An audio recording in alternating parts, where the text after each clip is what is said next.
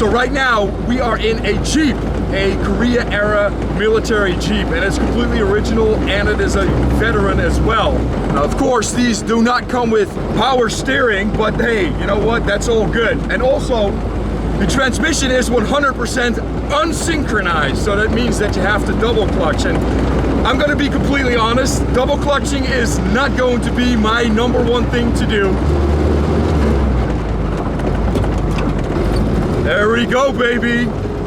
Clutch in, neutral, clutch in, gear. Now going down though is difficult, and you hear me freaking grind.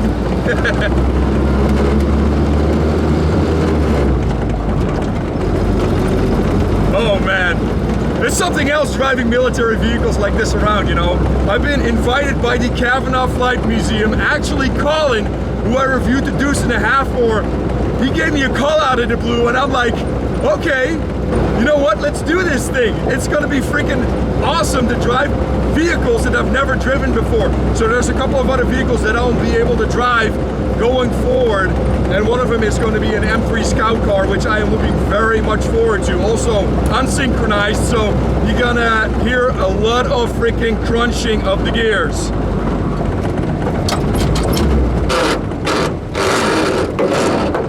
There we go.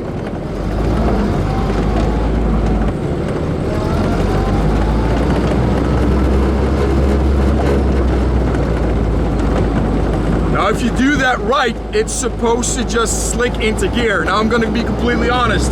I am very much better at double clutching going up a gear than going down a gear and rev matching, because this, you know, it doesn't have a tach either.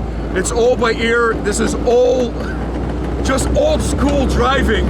And I bet if you drive this a lot, it's going to be fine. But if not, then, you know, you're going to be like me, and you're going to be not very proficient at it, essentially.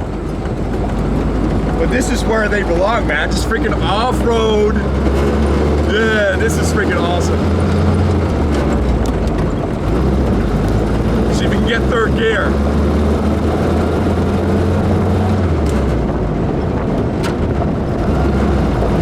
Oh yeah. Moving around, son. But now we have to go down to second. Oh well. Hey! Let's see if we can do the same thing in first gear. Probably not. Whoa! Not bad! I was told not to drive in the mud, and I just did. Sorry. But it's a Jeep, you know, they're supposed to get dirty. I'll clean it up if they make me. That is no problem at all. But I would like to thank right now the Cavanaugh Flight Museum, Collin, for inviting me over here, because man, oh man, this really is a great experience already, man. This is freaking awesome.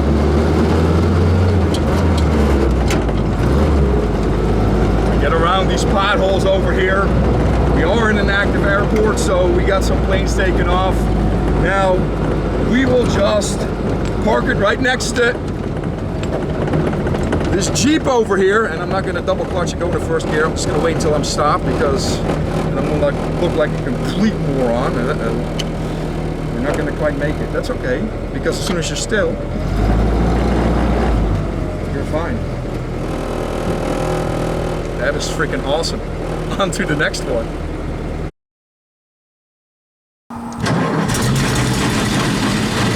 Oh, military vehicles is simplicity. This is an M3A1 Scout Car that we're about to take out. World War II. So let's see how this goes. This transmission is also 100% unsynchronized, so you got a dual clutch here as well. Regular H pattern, 4 gears, and of course reverse.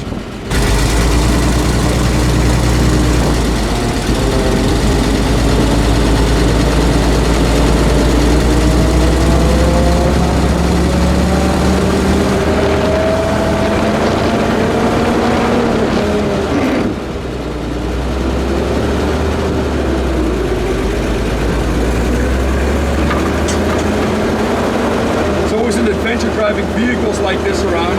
No power steering, everything is manual take this turn up here, slow down here, and then that big old loop. It's not that bad when you're moving, actually. And just let it go, get on straight.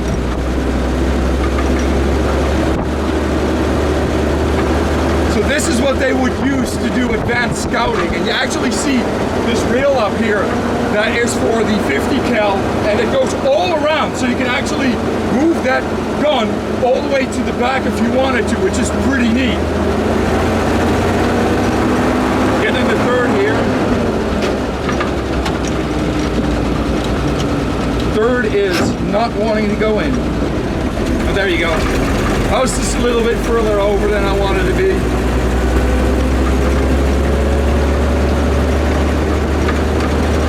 And everything rattles, freaking everything rattles over here. It's so cool to drive cars like this, to drive vehicles like this around.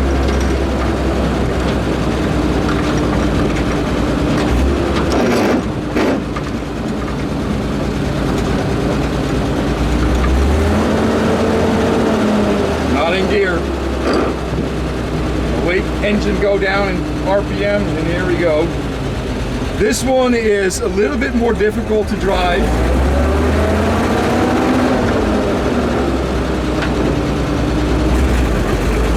Than the Jeep was that I drove before this. But this one's also older.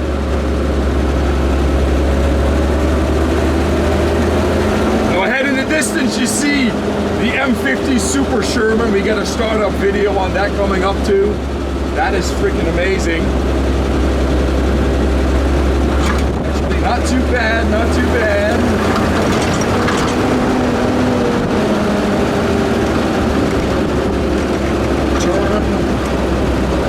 Yeah, it's crazy.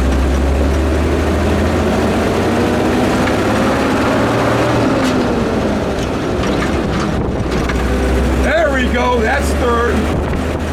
See if we can hit fourth.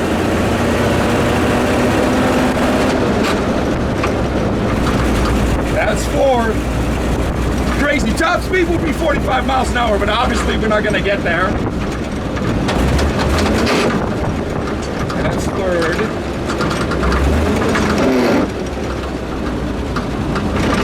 And this thing, man, it is not like a regular car at all. There we go. Just has to freaking grab. I'm definitely more attuned to upshifting than downshifting, even though this third is horrible to get into. So let's see if we can get that downshift.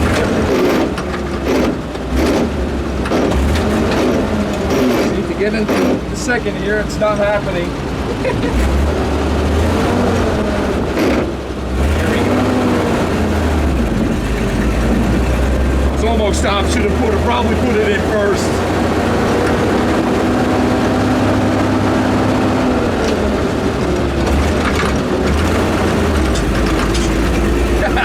Man, it is crazy. Of course, I'm just gonna clutch in. No reason to do anything else. Brakes on this were apparently not that good. They take plenty of time. I'll keep rolling, baby. Nope. Here we go. That clutch grabs very high too. Very cool. Very cool. And the cool thing is that normally you put handbrake on, but because this is so heavy, it's not going to roll anywhere right now, even though there's a slight incline, which is pretty slick. Now, as I told you before, this here is a rail you can put the 50 cal anywhere you want it to, and it's also armored. You can actually open these flaps up here or close them up, and the windows too. But the funny thing is that if you try to close the front flaps when the windows are still in there, it's gonna break the window. So I bet that in World War II they would actually drive around without this. So when there's a problem, they could just close these up real quickly without having to deal with the glass up here. Now this one was definitely way harder to drive than the Jeep. Was it because it's heavier? Probably. It was also my first time driving something like this with an unsynchronized gearbox, you know, it's crazy. You're completely out of your element, but it is so cool that the Cavanaugh Flight Museum, that these volunteers, that Collin has got me out here to experience it, you know. Very, very cool. Shut it off. I think the coolest thing is that this is the master switch, but it does not turn on the vehicle. That does. So here's the gear shifter, regular H pattern. You got your handbrake right there. And this is the high-low transfer case. The armor up the front, definitely heavier than on the sides. This is probably a ½ inch. And then the plating on the side over here looks like about ½ inch. But here you got a weapon rack. There's a fake Thompson in there. With a drum mag, of course. Now another cool thing about this is that it rotates. Of course you need to have that because as soon as it gets stuck on a trench, it needs to rotate so it allows the vehicle to push through. Now, this can contain liquid, and you can kind of see it on the side already. Most of the time, they will put motor oil in it. Just in case they have issues, they have an ample supply of motor oil right there. On to the next one. Alright guys, this is a weapons carrier. I can already see that this is going to be more awkward than any of the other ones. That one was a bear to drive. This one, the gas pedal is actually on the freaking transmission hump, so it's going to be interesting. First gear.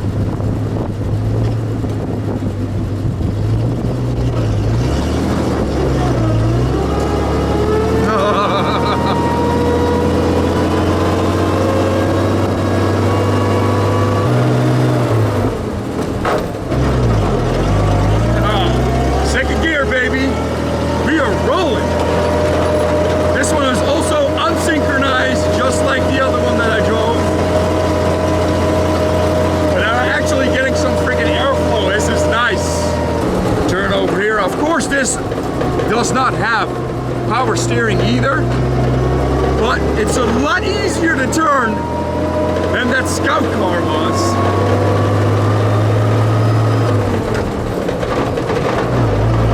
Third gear.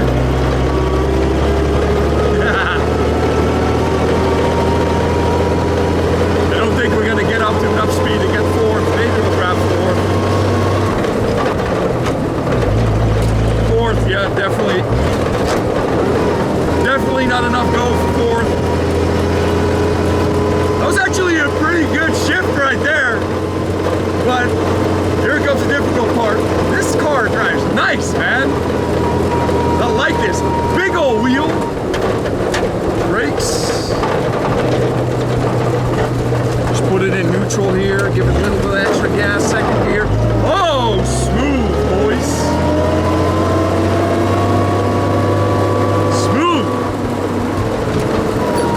This one a whole lot better than the Scout Car, I tell you. Oh, we got bugs everywhere, wind's picking up. Hope you can hear me, because it's pretty loud in here.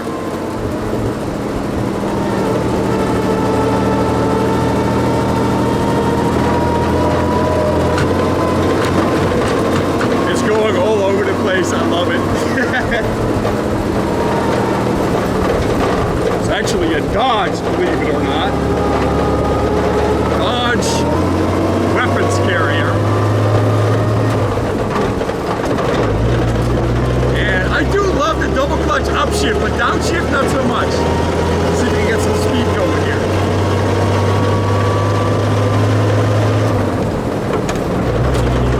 This is okay.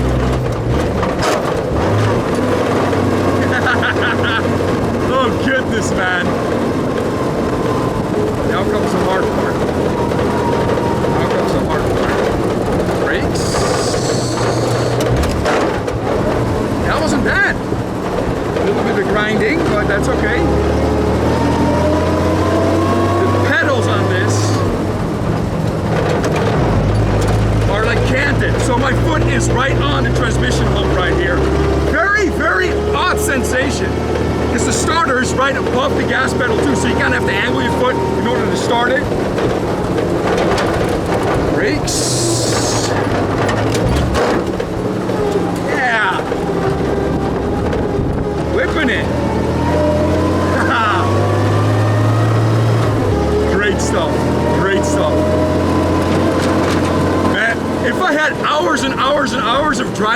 I bet we'll get a hang of it real nice.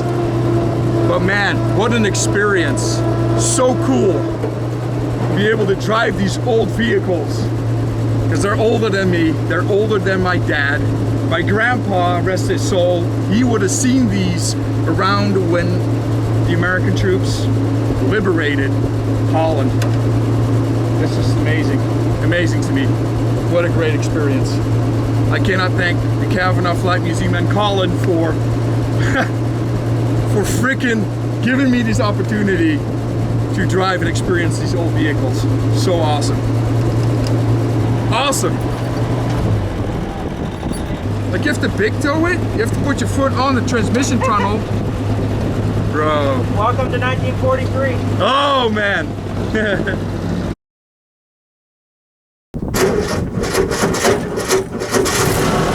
Right everyone, this is an M3A1 Jeep, otherwise known as the MUTT.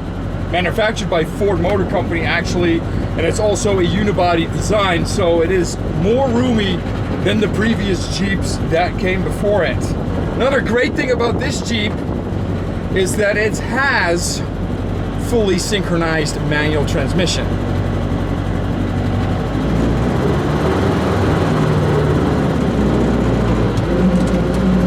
So you can drive this exactly like a regular car, no need for double clutching. You just select the next gear and you keep going, which it's a lot easier to talk when you know that you not have to worry about double clutching if you're not used to it. This also has a cover. Like it better already than the other ones. Actually, no, that's a lie. I like, out of all the ones that I've driven, I like the way this one drives the best. But the Scout Car has to be my absolute favorite because it just looks like a military vehicle 100%. And you know that it could see combat like that. You know, go up in the front lines, set up a little observation post with the 50 cals. Very cool. Brakes. They told me that one brake was very good. The driver's side front, it is. It locks it up.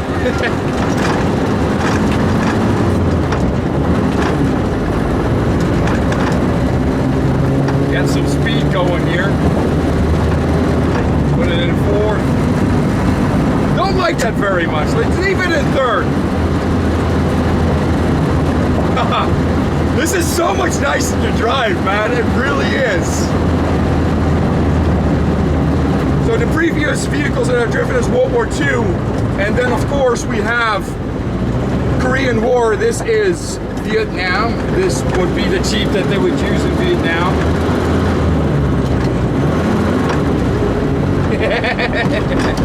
So much easier to drive. I should have just left it in second gear because there's really a lot of room over there to accelerate further.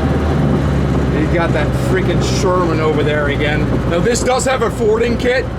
The exhaust is nice and high. And it is so cool to drive Jeeps on roads that they're made for. Now, one of the things that this one is known for is that they like to tip over if you go too fast around corners. Don't want to do that. But man, it is so comfortable. You know, you hear me talk a whole lot more in this one than I ever did in any of the other ones. Because it's just more comfortable. It just drives like a regular old car, this. I enjoy the heck out of this. So cool. Brakes. Maybe I can hit this knot. Nah, rear tire still did it.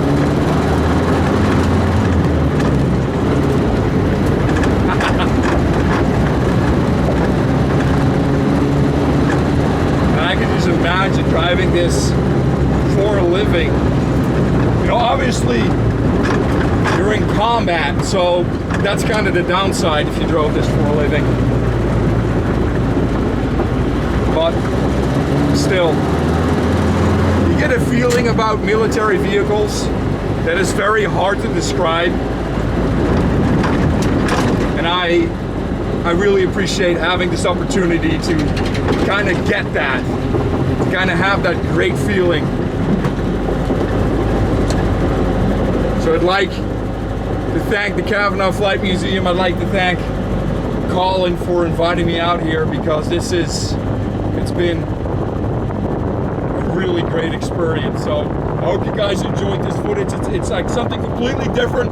Probably a bunch of wind noise, seeing me screw up shifting, but it's an experience that I will never forget. This is amazing. You guys take care, and I'll see you guys on the flip side.